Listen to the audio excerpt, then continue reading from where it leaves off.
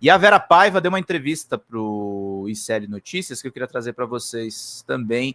Jamil Chad também falou sobre o papel da Comissão da Verdade. Eu queria trazer esses dois vídeos antes da gente seguir aqui na leitura de notícias.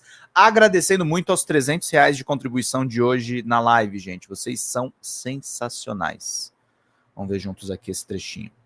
E isso foi uma coisa importante, né, que o Marcelo fez por nós, né, e claro que ele fez isso a partir das lembranças dele de menino, começou também gosto de você, isso Lucão. a partir das lembranças dele de menino e fez uma vasta pesquisa paralela para completar os dados da lembrança dele de menino. Ele tinha no início do período, dos primeiros 30 minutos, tá certo, do filme, vamos dizer assim, né, e que ele retrata de forma muito mais densa no livro, com vários documentos históricos, etc., né? E depois ainda teve a fase do acidente dele, que a mamãe enfrentou também, né? E eu acho que o que fica claro na experiência do Marcelo e na nossa experiência, nós somos 4 mulheres e o Marcelo o único homem, né? Então, o que não falta é mulher na família. Minha mãe é de uma família de 4 irmãs, tá certo?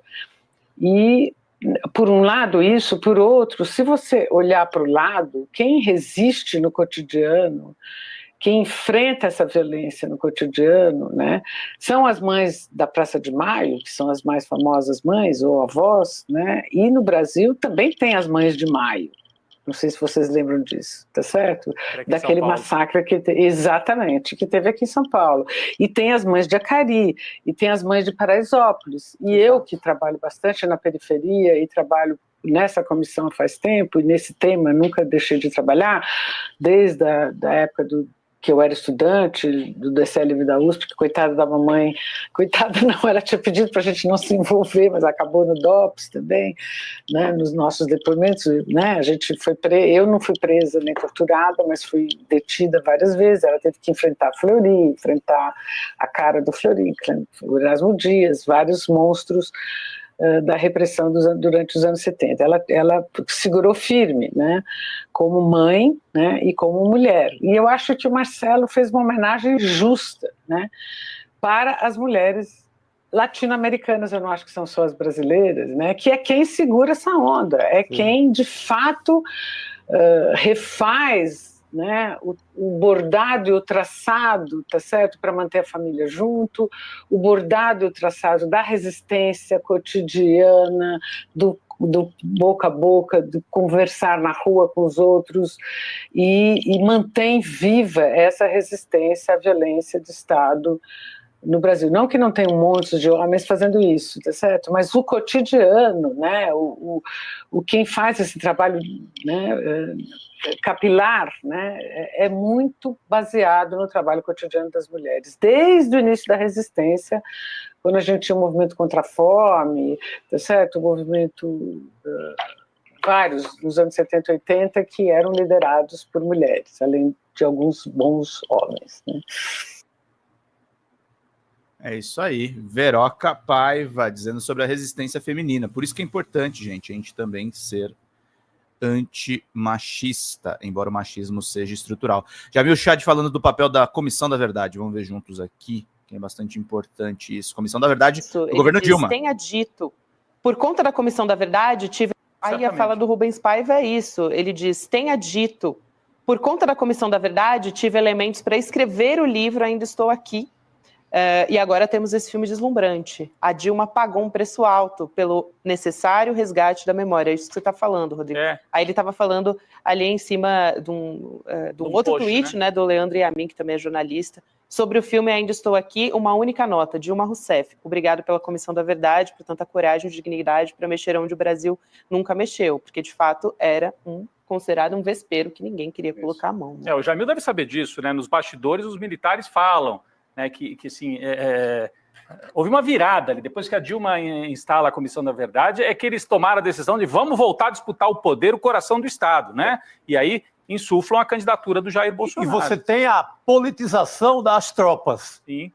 Quartel, de tudo, é tanto que a candidatura do próprio Jair Bolsonaro é lançada na AMAN. Sim. Então você tem volta todo mundo, os milicos todos, a fazer política de uma maneira como fizeram na ditadura. Até com tweet na véspera de julgamento, quando o Supremo ia decidir se o Lula podia ou não ser candidato, o Vilas Boas, que era considerado um general, assim, um general dos novos tempos, fez um tweet: o Supremo não pode liberar o Lula para concorrer. Então eles já voltaram a fazer a intervenção que eles tinham feito ao longo de 20 anos na ditadura, né? Tudo isso depois da Comissão da Verdade, né? Então é interessante trazer realmente essa nota do Marcelo Rubens Paiva, que é o autor do livro que deu origem ao filme, Jamil.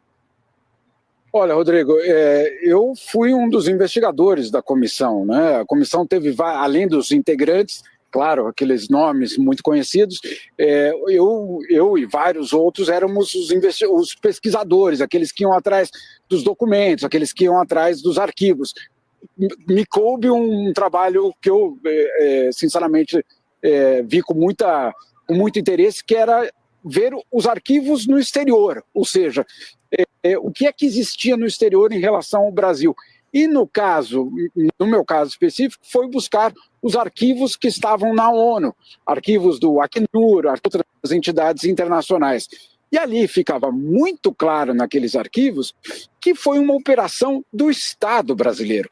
Por que eu falo do Estado brasileiro? Porque naqueles documentos ficava muito evidente que o próprio Itamaraty também funcionou para apagar o que acontecia no Brasil naqueles anos. Ou seja, não era uma atitude de um general, de um torturador que passou a mão, né, que exagerou, etc. Não, era uma operação de Estado, de fato, construída deliberadamente para silenciar qualquer tipo de críticos. Então, a Comissão da Verdade teve esse papel importante. Eu obviamente, não tenho todos os elementos aqui para dizer exatamente o que aconteceu, mas fica muito evidente que, de uma certa forma, ao reabrir aquele debate naquele momento, alguns militares, eu diria vários militares, pensaram: até onde vai chegar isso? Né? Qual é o destino de tudo isso que está sendo investigado? Até que ponto essa investigação pode chegar num local que pode ser perigoso para nós?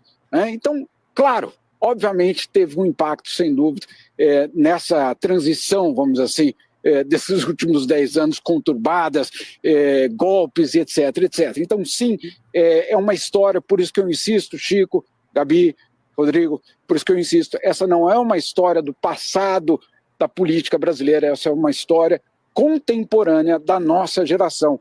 E a gente tem a responsabilidade de dar uma resposta a tudo isso de uma vez por todas. E não insisto, não é revanche, é justiça. Existe uma enorme diferença entre revanche e justiça. Esse é o grande Jamil Chad. Isabel Cristina, sem anistia para Bolsonaro e bolsonaristas golpistas. Será que depois da morte do marido o negócio subiu para a cabeça? Não, Osmar. Falei no começo da live, ele sempre pensou assim. O que aconteceu foi ele se aproximar do trumpismo. Quando Davi Miranda era vivo, ele já estava participando da Fox News. Ele tem mais identificação com os republicanos. E isso é muito bem financiado, meus caros. Fala, pessoal da Folha Democrata, meu nome é Pedro Zambarda, sou jornalista, editor aqui do site e do nosso canal do YouTube.